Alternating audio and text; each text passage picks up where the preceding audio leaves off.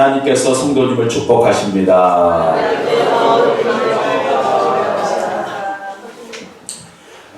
참 날씨가 오늘도 좋긴 한데 참 이 감기, 참 요새 감기가 너무 심한 것 같습니다. 근데 이제 코로나를 지나다 보니까 이 감기나 이런 부분에 대해서 이제는 예전처럼 쉽게 넘어가기가 어려운 그런 상황이 돼서 정말 우리 교육뿐만 아니라 다른 교육도 사실 그 감기 때문에 굉장히 힘들어하시는 분들이 많다라는 얘기를 들었습니다. 이럴 때일수록 우리가 몸도 마음도 정말 하나님 앞에 정말 집중하지 않으면 모든 게 분산될 수밖에 없는 그런 시간이 아닌가라는 생각이 들었습니다. 또 보니까 이제 실질적으로 명절이 시작된 거랑 마찬가지죠. 오늘도 아침에 이렇게 교회로 오는데 정말 많은 차들이 아침부터 이렇게 지방으로 고향으로 놀러 가시는 분들도 계시죠. 이런 분들이 정말 많이 빠져나가시더라고요. 이럴 때 정말 하나님께 집중하고 하나님의 은혜를 구하고 하나님께 주신 축복받고 이게 살아가는 게 정말 이때 정말 중요한 시간인데 이 시간을 정말 하나님을 만나고 하나님께서 주신 은혜 가운데 치유되고 회복되고 하나님이 주신 은혜 가운데 우리의 삶에 놀라우신 기쁨과 평안이 행복이 찾아오는 시간, 그 시간이 오늘 시간이 될 줄 믿습니다.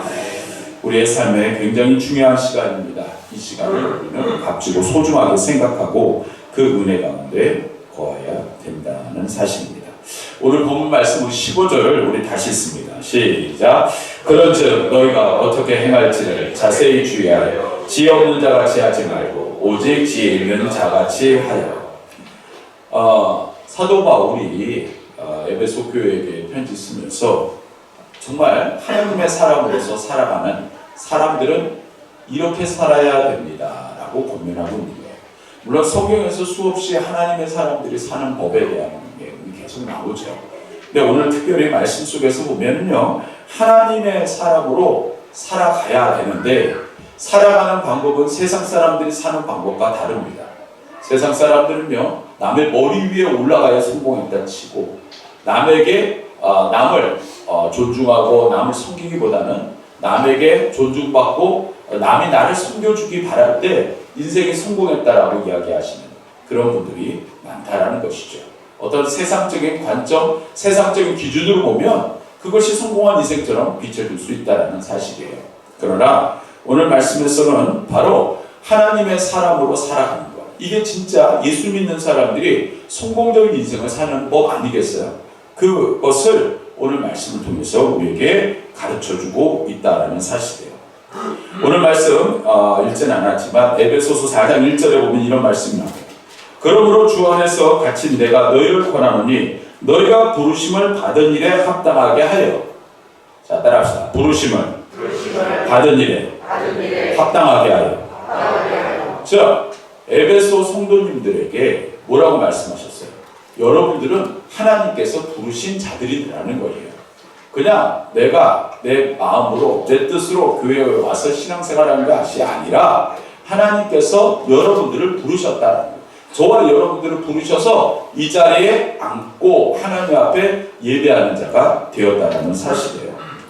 우리의 신앙생활하면서 착각되어지는 부분들이 많이 있어요. 내 뜻대로 내 생각대로 이 시간 예배드리고 하나님 앞에 나왔다 하지만 이 모든 섭리를, 모든 삶을 인도하시는 분은 하나님이시거든요. 하나님의 인도하신 가운데 우리가 이렇게 나와서 하나님께 예배드릴 수 있게 되었다는 사실이에요. 내가 관점, 내가 중심이 아니라 하나님이 중심이고 하나님의 관점으로 우리들은 생각하고 살아가야 된다는 사실이에요.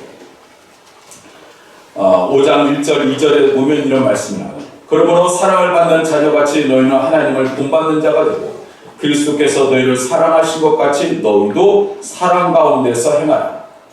8절에 보면 너희가 전에는 어둠이더니 이제는 주 안에서 빛이라 빛의 자녀들처럼 행하라. 자, 따라합시다. 빛의 자녀들처럼 행하라. 빛의 자녀들처럼 행하라 라고 말씀하고 계시는 거예요. 여러분, 빛의 자녀들. 빛의 자녀들은 어떤 삶입니까? 즉, 하나님의 주신 은혜 가운데 살아가는 것이 빛의 자녀들의 삶입니다. 은혜를 떠나면요, 우리의 삶은 공부할 수밖에 없어. 피곤할 수밖에 없어요. 늘 좌절되고 절망되고 미워하고 그렇게 살 수밖에 없는 거예요. 그러나 은혜가 있는 곳에는요, 기쁨이 넘치고 평안이 넘치고 소망이 생기고 하나님의 주신 힘과 능력으로 다시 한번 도전할 수 있는 그러한 삶이 된다는 사실입니다. 오늘 저와 여러분들은 그러한 은혜 가운데 살아가는 주님의 귀한 자녀들이신 줄 믿습니다. 자, 그러면 하나님의 백성으로 우리들은 어떻게 살아가야 진정한 하나님의 백성으로 성공하는 인생을 살 수 있을까요? 첫 번째로는요, 바로 영적 센스가 있어야 됩니다. 따라합시다. 영적 센스. 좀 말이 좀 이상하죠? 오늘 우리가 읽었던 이 15절 말씀을 보면 이런 말씀이 나와요. 그런즉 너희가 어떻게 행할지를 자세히 주의하여. 즉, 무엇이요? 어떻게 행할지를 지혜롭게 행하라는 거예요. 지혜롭게. 즉, 하나님의 주신 지혜 가운데 그런 행하는 삶을 살아야 된다는 거예요. 여러분, 삶을 살아가면서 제일 답답한 사람들이 있다고 하죠. 그게 뭡니까? 참 센스가 없어 라는 이야기를 종종 듣는 분들이세요. 좀 뭔가 어떤 상황이 딱 닥쳐왔을 때 뭔가 재치, 우리나라 말로는 재치라고 할 수도 있죠. 뭐 상판단이라는 이야기도 할 수 있죠. 금세 탁 하면은 이게 탁 하고 반응이 오시는 분들이 있어요. 그런데 아무리 지금 이 상황 가운데서 딱 하고 이런 반응이 와야 되는데 멀뚱멀뚱 그냥 왜 그러지? 하면서 옆에 분들 쳐다보고 뒤에 분들 쳐다보고 좌우로 다 쳐다보고 그런 분들 또한 계시다는 거죠. 뭐가 없어요? 센스가 없는 거예요. 뭔가 재치있게 뭔가 순간파단을 딱 해서 탁탁탁탁 해가 나가시는 분들이 있어요. 그런 분들이 보면은 세상에서 성공도 빨리 한다라는 이야기를 종종 듣곤 하죠. 뭐가 있어야 돼? 센스가 있어야 된다라는 이야기를 많이들 합니다. 마찬가지예요. 우리에게도 영적인 센스가 필요하다는 사실이에요. 잠언에는요, 어리석은 자에 대한 이야기가 나옵니다. 즉, 성경에서 또한 예수님께서 산상수훈에서 어리석은 자를 뭐라고 이야기했냐면 마치 모래 위에 지은 그러한 삶을 사는 자, 그러한 삶을 사는 자를 어리석은 자라고 말씀하고 있어요. 또한 갈라디아서에는 이단 등의 그러한 잘못된 말에 쉽게 넘어가는 사람, 이러한 사람들을 어리석은 자라고 표현하고 있어요. 잠언 1장 7절에 보면요, 여호와의 훈계를 멸시하는 자, 이것을 어리석은 자라고 말씀하고 있어요. 즉, 하나님의 말씀을, 하나님의 주시는 그러한 말씀의 뜻을 아무렇지도 않게 지나가는 사람, 이러한 사람을 어리석은 자라고 성경에서 말씀하고 있는 것이에요. 자, 그럼 이 어리석은 자를 한번 구체적으로 한번 말씀을 통해서 우리가 깨닫는 시간을 갖도록 하겠습니다. 우리가 방금 읽은 15절에 너희가 어떻게 행할지를 자세히 주의하여 라는 말씀이 나와요. 즉, 하나님의 주신 그러한 뜻을 무엇이요? 잘 심도 있게 잘 받아들이는 사람이라는 뜻이에요. 뭐예요? 하나님의 말씀을 우리는 너무 많이 듣죠. 참 안타까운 것은요, 말씀을 듣고 나서 그 말씀을 자기 것으로 받아들이지 않는 분들이 있어요. 말씀을 듣고요, 그냥 흘려버리시는 분들도 있어요. 말씀을 듣고요, 그냥 아무 생각 없이 살아가시는 분들이 너무 많다라는 거예요. 그러니까 가끔 뭐 이렇게 말씀을 전하시는 분들, 이렇게 뭐 유튜브 같은 데 보면요, 거기 보면 요새 보면은 교회 목사님들이 말씀 올리시는 분들이 있어요. 뭐 어떤 분들이 보면 거기다 이렇게 댓글을 쭉 다는 거를 제가 가끔씩 봅니다. 보면 거기에 이렇게 말씀, 오늘 은혜 참 많이 받았습니다. 참 은혜 많이 받았습니다. 근데 안타까운 것은요, 오늘부터 교회에서 은혜 받았습니다라는 말이 점차적으로 사라지고 있다는 거예요. 그럴 때마다요, 저는요 이런 생각이 들어요. 내가 정말 성도들에게 말씀의 은혜를 끼치지 못하나? 솔직히 그런 생각이 들 때가 있어요. 근데 굉장히 그 말씀을 주저하고 말씀 안 하시는 분들도 계실 거라는 생각이 들어요. 그런데 여러분, 말씀으로 고백하는 곳에는요, 진심 또한 있잖아요. 한편으로 보면 은혜가 안 된다는 겁니다. 정말 그럴 때는 굉장히 마음이 아픕니다. 여러분, 말씀을 받아들여서 내 삶이 변화되고 내 생각이 변화되고 내 중심이 바뀌어지는 건 뭐예요? 은혜가 된다는 이야기입니다. 여러분, 이 시간, 오늘 또 우리가 하나님 앞에 예배드리는 이 시간이 여러분들의 삶의 변화가 될 수 있는 시간이잖아요. 내 생각이 바뀌어지는 시간이 될 수 있잖아요. 그러면 그건 무엇이 됩니까? 따라합시다. 은혜 받았습니다. 그게 은혜가 되는 거거든요. 그런데 그거를 굉장히 어렵고 힘들게 생각하시고 아끼시는 분들이 계세요. 우리는요, 서로가 서로에게 은혜 받았습니다. 성도님을 통하여 제가 은혜 받았습니다. 말씀을 통하여 은혜 받았습니다. 우리는 그렇게 고백할 수 있는 그런 입술을 가지고 있어요. 오늘도 저와 여러분들의 입술 가운데 은혜가 넘치는 귀한 고백이 늘 있으시기를 주님의 이름으로 소원합니다. 두 번째로는요, 바로 우리 다 같이 16절 말씀 읽겠습니다. 시작. 세월을 아끼라. 때가 너무나 유명한 말씀이죠. 세월을 아끼라. 여러분, 이 세월을 아끼라는 말을 그리스어로 찾아보면 이런 표현을 씁니다. 기회를 사라. 기회를 사라. 자, 바로 내 삶의 기회를 하나님 앞에 정말 귀하게 여기면서 순간순간을 살아가야 된다는 이야기예요. 제가 예전에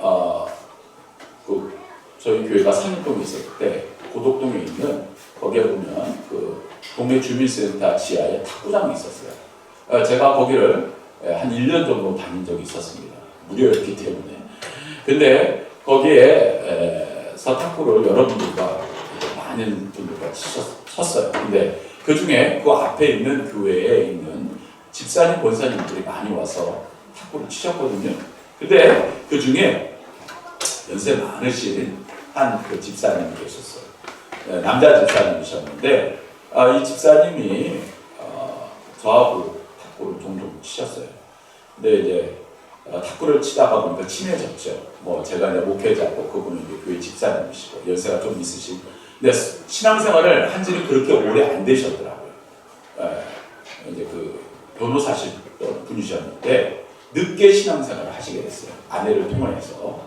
근데 늦게 신앙생활을 해서 이제 정말 예수님을 알아가고 은혜 가운데 좀 뭔가 사는 법을 이제 배워가고 있었어요. 제가 그래서 뭐 탁구를 이제 좀 치다가 좀 중간 쉬는 시간에 그분과 신앙생활 또 이렇게 뭐 상담도 해드리고 뭐 이런 시간을 좀 가졌거든요.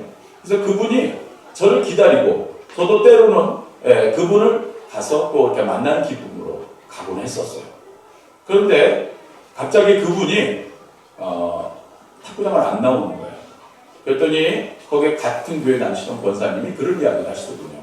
목사님, 제가 물어봤어요. 왜 교집사님 안 나오시냐 했더니 그분이 어제 갑자기 병원에 입원했다라는 거예요. 무슨 병인데요? 그랬더니 아직 오늘 결과를 받아봐야 돼요. 그랬어요. 그리고서 이제 일주일이 지났어요. 뭐 매일마다 탁구를 치러 갈 수는 없었으니까. 일주일이 지나고 다시 그 탁구장을 갔죠. 그랬더니 그 탁구장에 근데 권사님 한 분만 나오셨어요. 그 교회 뭐 성도님들이 많이 나오시는데 딱 물어봤어요. 그 어떻게 집사님 어떻게 병 나으셨어요? 그랬더니 그분이 말씀을 안 하시냐고 울먹거리시면서 하시는 말씀이 그 집사님 병원에 입원하시고 3일 후에 돌아가셨어요. 그러는 거예요. 왜 돌아가셨어요? 무슨 병이세요? 그랬더니 급성 백혈병에 오셨대요. 급성 백혈병. 그래서 정말 저도 충격받았어요. 너무나 친하시고 너무나 얼굴도 밝으시고 그러셨던 분인데 갑자기 돌아가셨다는 거예요. 제가 그 이후에 그런 생각을 했어요. 참 우리의 생명 정말 하나님이 주관하시고 계신 거예요. 하나님이 이제 그만하면 뭐예요? 가는 거거든요. 우리는요 내일을 장담할 수가 없어요. 아니 당장 이 앞에는 1시간 후에도 내 생명이 내 삶이 어떻게 될지는 그 누구도 장담할 수 없다라는 거예요. 그런데 그러한 시간을 살아가는 우리들이 이 시간을 어떻게 그냥 이 시간, 이 예배드리는 이 시간도 어떻게 보낸다면 정말 그것만큼 인생이 값어치가 없는 인생을 산다라는 생각을 종종 하고 있습니다. 아까 잠깐 유튜브에 대한 이야기를 했는데 제가 이 유튜브를 저도 개인적으로 설교를 올리긴 하지만 사실 여러분들도 솔직히 유튜브 많이 보시잖아요. 요새 유튜브가 보면요 한 1시간 가는 건요 금세 갑니다. 2시간? 그냥 하루 종일 아침부터 저녁까지 유튜브 보시는 분들이 있어요. 근데 이게 극단적인 폐단을 낳기도 하더군요. 요새 보면요 우리나라가 이렇게 극과 극으로 이렇게 지금 대립을 하고 있죠. 생각들이 다 다르시니까. 보면요 유튜버들 중에서 보면은 극우 유튜버들이 있고요. 자기의 생각과 자기의 그것을 교묘하게 뭘 이용해요. 거기에 있는 사람들을 끌어들이기 위해서 극단적인 내용, 자극적인 내용을 어떻게 하든 많이 실어서 방송을 합니다. 그럼 어떻게 됩니까? 듣는 사람 막 흥분하죠. 그러면서 거기에 뭐가 돼요? 몰입을 하게 되고 그렇게 되다 보니까 극단적인 사상, 극단적인 생각이 빨려 들어가면서요. 우리도 모르게, 나도 모르게 생각과 사상이 극과 극으로 나눠지기 시작하게 되었다라는 사실. 제가 또 한 번 말씀드리죠. 다시 한 번 말씀드리죠. 교회에서 정치 얘기 절대 하지 마십시오. 아니 난 좀 이해가 안 되는데 제가 수없이 말씀해도요. 말씀을 듣고 나서 아무렇지도 않게 가서 또 말씀하시는 분들 있어요. 정말 그럴 때마다 제가 답답해요. 말씀을 그분이 듣기는 듣고 계신가? 교회는 정치 얘기하는 건 아닙니다. 왜 이렇게 아무렇지도 않게 주의 종의 말을 그냥 한쪽 귀로 듣고 한쪽 귀로 흘리세요. 제가 같은 감사하시는 여기 어느 교회라고 얘기하세요. 강남에 있는 정말 우리 감리교에서 굉장히 큰 교회죠. 그 교회 목사님이요. 주일날 설교 시간에 대놓고 큰 소리로 이야기해요. 오늘 교회에서 정치 얘기하시는 분들은 제가 장로님, 권사님, 집사님 다 잘라버리겠다. 정말 그렇게 이야기하시죠. 다시 한번 말씀드리지만 교회에서 절대 정치 얘기하지 마십시오.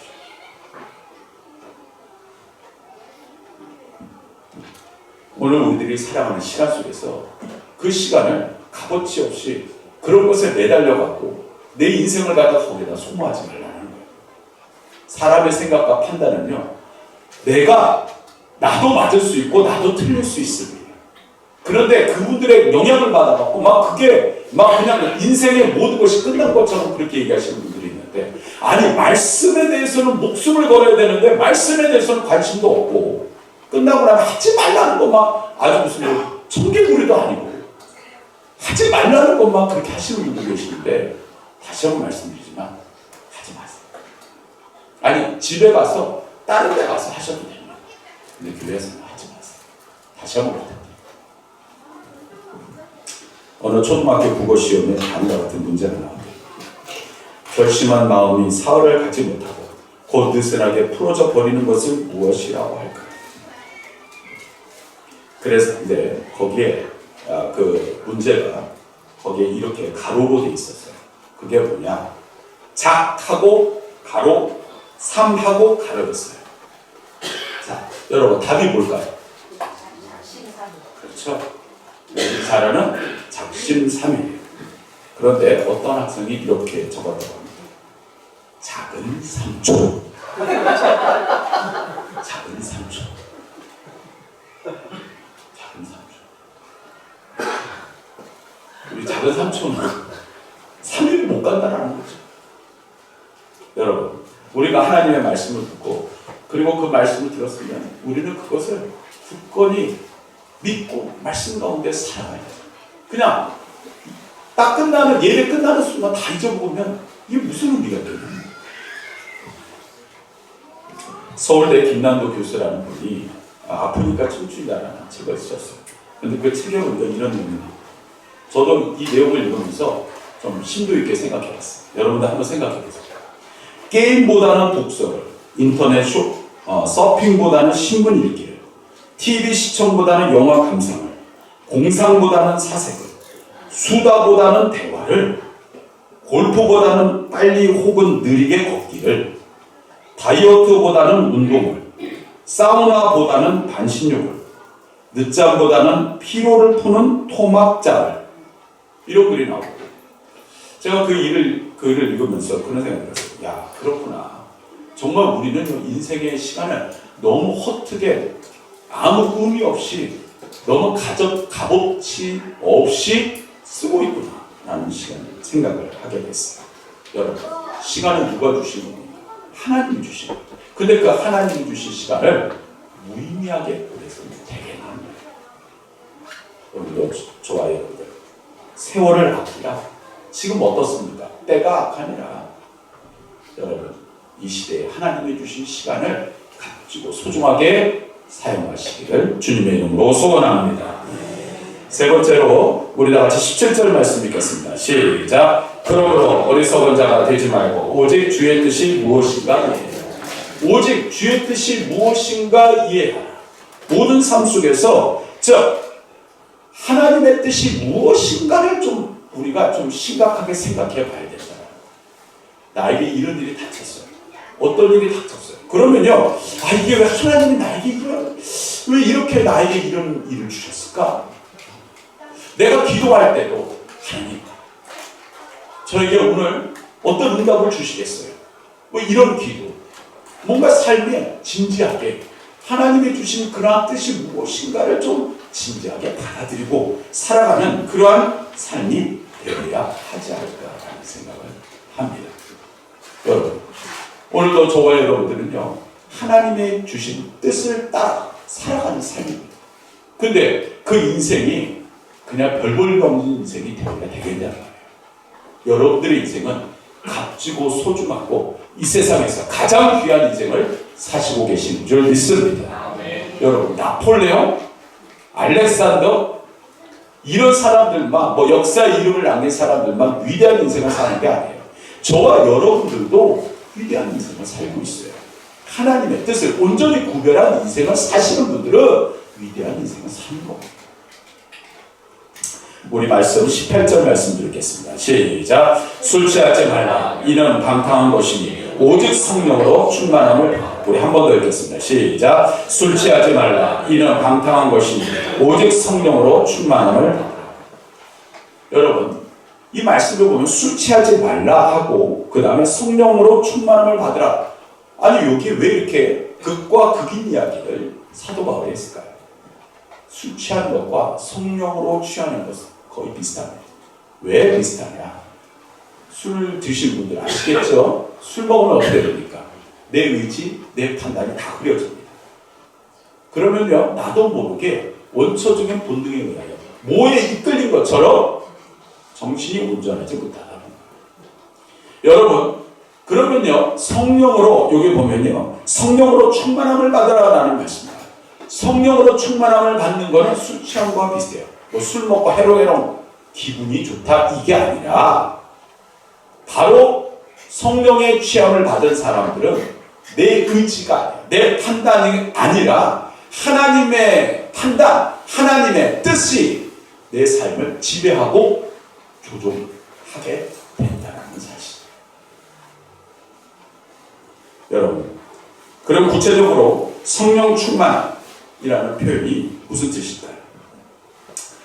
우리 안에 임하시는 성령님을 통하여 그분의 능력으로 살아가는 거예요. 자, 따라합시다. 그분의 능력으로 살아가는 거예요. 그게 성령 충만입니다. 어떤 분들은요, 막 기도하고 막 예배드리고 은혜 받았습니다 하고 막 울고 막 그렇게 해서 그리고 땡 하고 끝난 것과 동시에 예전으로 싹 하고 바뀌고 돌아가는 인생은, 그것은 성령 충만한 인생이 아닙니다. 성령 충만은 뭐야? 하나님의 주신 능력으로 살아가는 인생을 사시는 분들이 성령 충만한 인생을 살아가시는 분들이에요. 우리가 같이 성경 말씀 찾아보겠습니다. 우리의 골로새서 3장 16절에서부터 17절, 327페이지, 신약성경 327페이지.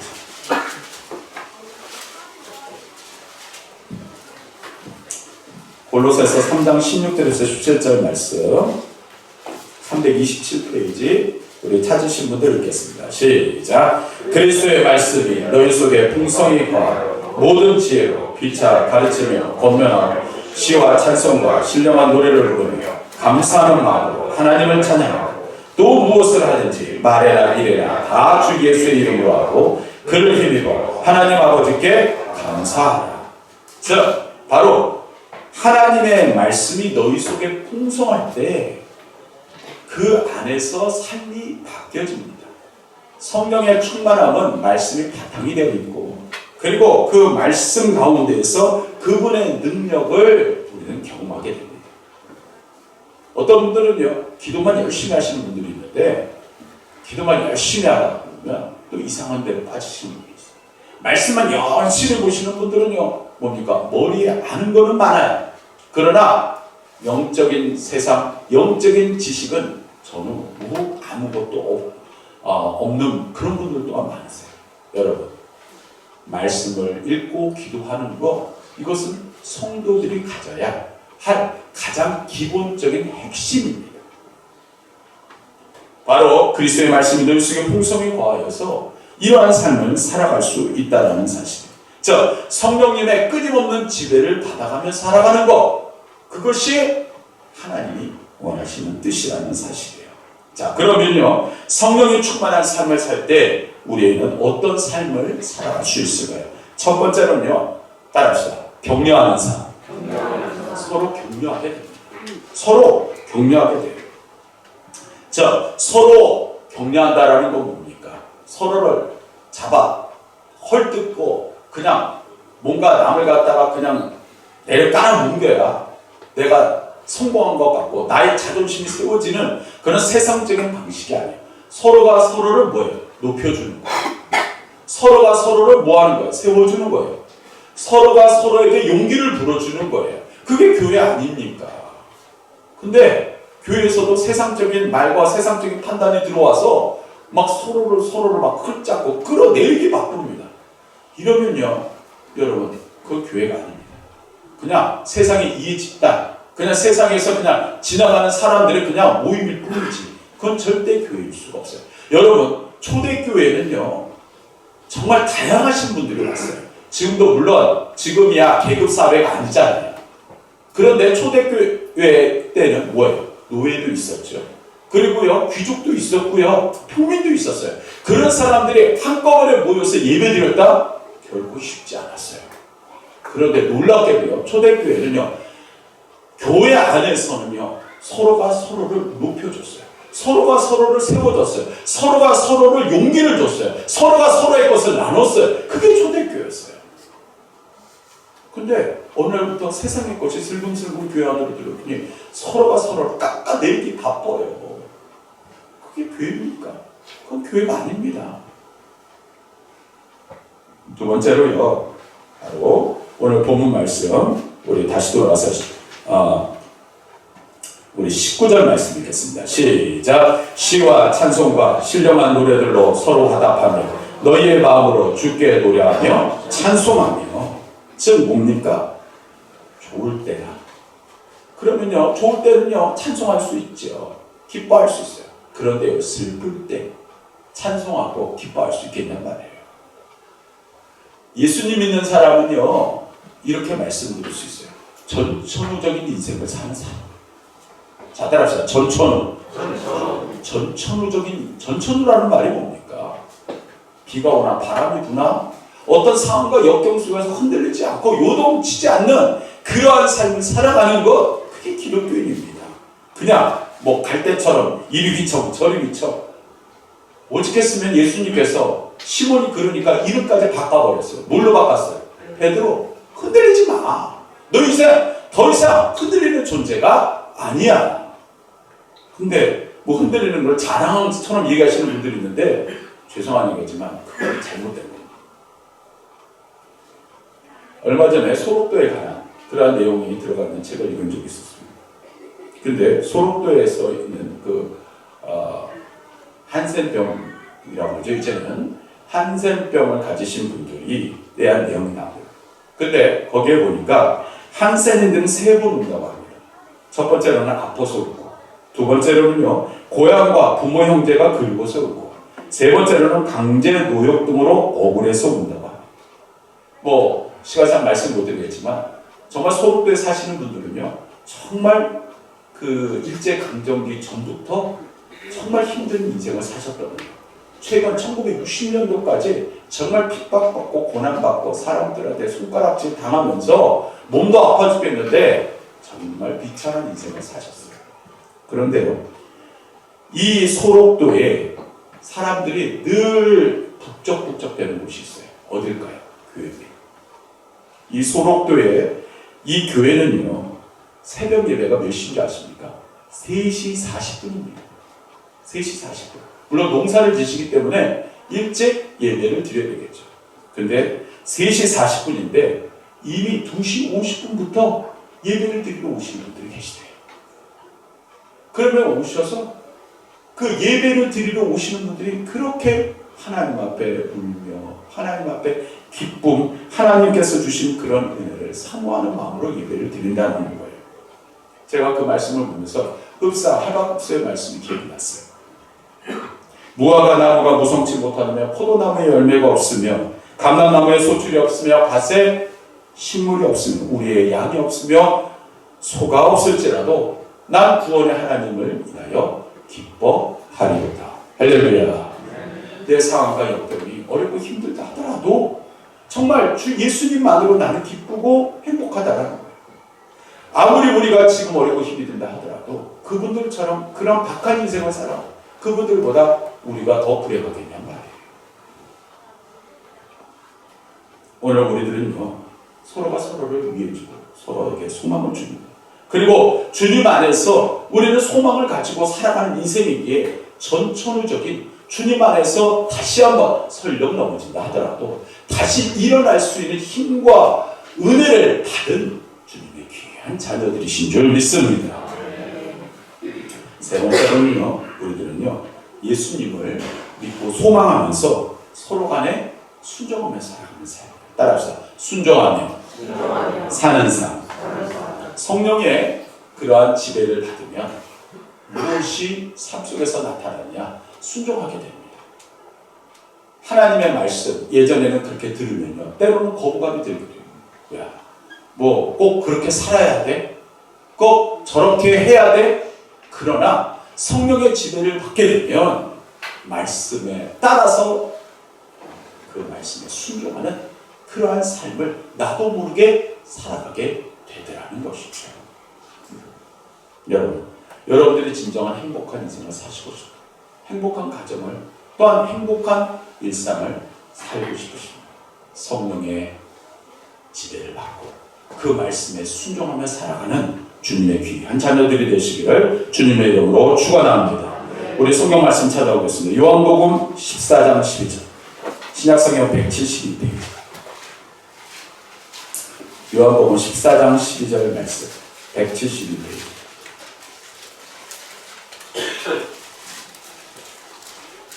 자, 요한복음 14장 12절 말씀. 자, 우리 다 같이 찾으신 분이 있습니다. 시작. 내가 진실로 진실로 너에게 이르노니 나를 믿는 자는 내가 하는 일을 그도 할 것이요 또한 그보다 큰 일도 하리니 이는 내가 아버지께 예수님께서 승천하시고 그리고 남은 제자들에게 너희들 내가 했던 일이 그냥 이것으로 그냥 묻혀지고 끝나는 것이 아니라 너희들도 할 수 있어. 너희들은 그것보다 더 큰 일도 할 수 있어. 예수님께서 말씀을 어디를 전하셨어요? 어디 곳에 전하셨어요? 이스라엘에만 전하셨어요.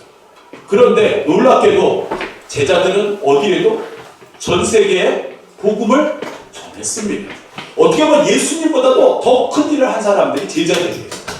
여러분, 오늘 우리들이 자녀들에게 기대하는 바가 뭐예요? 나보다 더 나은 인생을 살기를 원하잖아요. 안 그렇습니까? 우리들은 그럽니다. 그런데도 내가 보다 부족해. 아닙니다. 하나님 앞에 기도하며 맡긴 자녀, 하나님께 기도하며 맡긴 인생은요 더 크고 넓고 깊게 더 하나님께서 쓰시고 함께하여 주시는 줄 믿습니다. 그러한 인생을 우리는 기대하며 우리가 살아가지 않아요. 오늘도 우리는 소망 가운데 땅끝까지 이르러 그런 하나님의 귀한 사명과 뜻을 감당하는 존재로 크게 쓰임받는 자들이 되었다는 사실이에요. 오늘 저와 여러분들은 그런 꿈과 비전을 안고 살아갑니다. 그러면서 우리는 하나님 앞에 귀한 성령의 열매를 맺고 사는 존재들인 줄 믿습니다. 갈라디아서 5장 16절에 보면 오직 성령의 열매는 사랑과 희락과 화평과 오래 참음과 자비와 양성과 충성과 온유와 절제니 이 같은 것을 금지할 법이 없느니라. 즉 성령의 충만함을 받으면 지금 말씀드린 것처럼 바로 이러한 성령의 열매를 맺게 되었다는 거예요.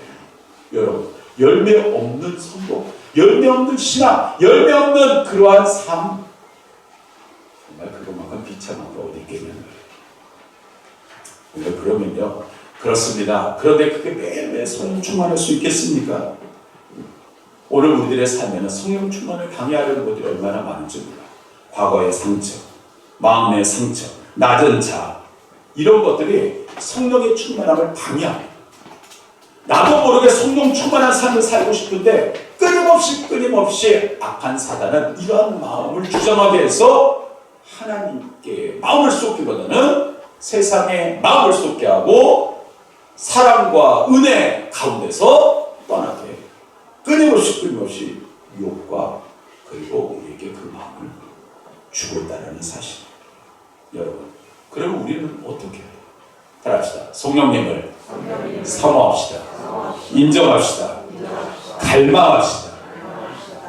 그런 마음이 있어야 되는 거예요. 내가 성령 받고 싶어. 늘 성령 충만하고 싶어. 그런 갈망하고 사모하는 마음이 늘 우리에게 있어야 된다는 사실. 마지막으로 말씀하고 마치겠습니다. 제가 아까 그 소록도에 관한 그 책을 읽다가 거기에 보니까 한 글이 또 나와요. 근데 예전에 그분이 새롭게 하소서라는 프로그램도 나왔던 분이셨어요. 근데 난 그분이 그런 분인 줄 몰랐어요. 이분의 이름이 누구시냐면 이민교 선교사님이라는 분이세요. 이 이민교 선교사님은 처음부터 교회를 다니신 분이 아니었어요. 교회하고는 일제 관련이 없었던 분이에요. 이분은 원불교 집안에서 태어났고 그래서 원불교 재단이 운영하는 대학 원광대학에 들어갑니다. 그리고 학생회장 출마를 하면서 그가 내건 공약이 뭐냐면 이 원광대학으로 기독교 서클이 나와요. 뭐냐? 내가 있는 회장으로 있는 동안은 기독교 서클을 다 없애겠다. 동아리를 없애겠다 하고 공약을 할 정도로 정말 대단한 원불교 신자였어요. 그리고 졸업과 동시에 그는 원불교 스님으로 입점을 합니다. 너무나 심취했어요. 그리고 어려운 사람들에 대한 마음을 품고 그럼 이 땅에 가장 어려운 사람들이 모이는 곳이 어딜까 고민하다가 그가 선택한 곳이 소록도였어요. 그래서 소록도로 갔습니다. 그리고 그들에게 열심히 불법을 열심히 전했어요. 여러분들이 이렇게 병에 걸린 것은 전생에 큰 죄를 지었기 때문에 병에 걸렸습니다. 이러면서 설파하고 다녔어요. 그랬는데 그러면서 다음 생에 건강한 사람으로 다시 태어나서 살려면 여러분들이 뭐예요? 바로 부처의 가르침을 따라 살아야 됩니다. 이렇게 또한 이야기를 했어요. 그런데 그곳에 있는 분들에게 이런 말을 전하면 그분들이 이렇게 이야기하곤 했답니다. 오히려 이분을 불쌍히 여기면서 이렇게 이야기합니다. 스님, 우리는 예수님 때문에 행복합니다. 스님, 예수 믿으세요. 저희는 예수님 때문에 이게 행복하기 때문에 오히려 스님, 예수 믿으세요. 충격을 받았답니다. 아니, 이들이 가장 힘들고 어려운 사람들인 줄 알았는데 전혀 그렇지 않았다는 거예요. 심지어 소록도에는요, 몸이 아프신 분들이 많으니까 화장터가 있었잖아요.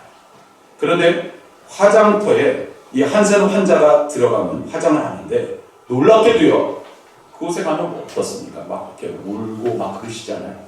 거기 가면요, 많은 분들이 웃고 계시다.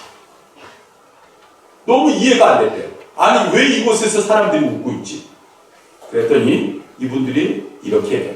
이곳은요, 제가 천국 들어가는 문입니다. 제가 천국을 들어가는 이제 제 순서가 이제 다가올 거예요. 오히려 그날과 그때를 기다리고 사모하고 있다라는 거예요. 충격을 받았답니다. 어떻게 이런 생각, 이런 믿음이 이들에게 있을까라는 생각을 했다는 거예요. 1998년 3월 2일 날 그날도 소록도 법당에 이 분이 가부좌를 틀고 그리고 30분간 좌선을 했어요. 그래, 어디 네가 이기나 내가 이기나 해보자. 목탁을 치며 연부를 냈어요. 그런데 갑자기 연부를 내지 않고 갑자기 엉뚱한 말만 입안에서 맴돌기 시작했답니다. 똑똑똑 며칠 후 똑똑똑 요단강 건너가 만날이 딱딱딱. 자기도 모르게 입에서 이 말이 튀어나오기 시작했던 거예요. 그래서 그가 이게 뭐야? 도대체 이게 뭐지? 혹시 내가 멸치가 먹고 싶은가? 이런 생각이 드는 거예요. 멸치로 하니까 내가 별 생각이 다 들었다는 거예요. 그런데도 도저히 멈출 수가 없었답니다. 근데 곰곰이 생각해 보니까 이 소리를 어디서 많이 들었어요. 어디서 들었을까요? 화장터에 갔더니 많은 사람들이 이 찬송가를 부르고 있었다는 거예요. 지난 7년간 소록되어 있는 동안 이 찬양을 얼마나 많이 들었는지 세상에 목탁을 두드리면서도 내 입술에서 며칠 후 요단강 건너서 딱딱딱. 갑자기 그 찬양이 입에서 터져나오는 순간 자기도 모르게 몸이 굳어지면서 입에서 이상한 소리가 나오기 시작해요. 그리고 갑자기 뜨거운 불 같은 게 이 심장에서부터 타오르기 시작하더라고요. 그러면서 눈물이 쏟아지기 시작하고 그러면서 예수님을 만나기 시작했다. 그가 갈수록 갑자기 그 마음속에서는 예수님이라는 분을 알고 싶게 되고 사모하는 마음이 생기면서 그가 스님이 그 다음 주에 예배당에 등록을 했다라는 거예요. 그리고 이분이 변화가 됐습니다. 그리고 하나님의 은혜 가운데 목사님 되셨어요. 그리고 예전에 KBS 1TV에 보면 한민족 리포트라는 그런 프로그램에 이분이 나옵니다. 이분이 지금 어디가 계시냐면 우즈벡과 카자흐스탄에 농아 축구팀 감독을 하고 계세요. 새롭게 아소서에도 나오셨는데 그리고 마지막 끝날 때 보니까 저는요 마지막으로 북한에 들어갑니다. 이런 이야기를 하셨습니다. 성령 충만함을 받고 한센인들을 또한 섬기며 그리고 나중에는 하나님의 귀한 사람으로 그리고 먼 타국에 가서 복음을 전하는 선교사님이 되셨어요. 여러분 오늘도 우리들은요 그래요. 우리는 할 수 없어. 나 그냥 이렇게 살게 내버려둬가 아니라 성령 충만한 인생을 살게 되면 우리 인생과 우리의 삶에 놀라운 변화와 하나님의 크신 역사가 함께 하시는 줄 믿습니다. 오늘 저와 여러분들 그러한 일 가운데 날마다 살아가며 그 은혜 가운데 날마다 승리하시기를 주님의 이름으로 축원합니다.